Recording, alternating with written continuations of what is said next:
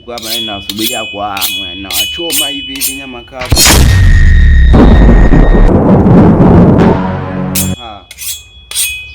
Nasubiria kwa hamu dada.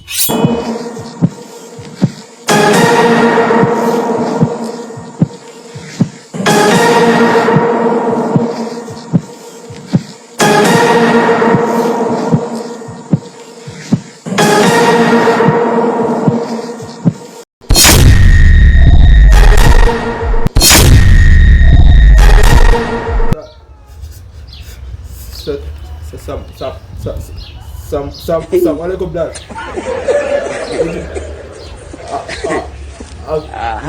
Nauza kuku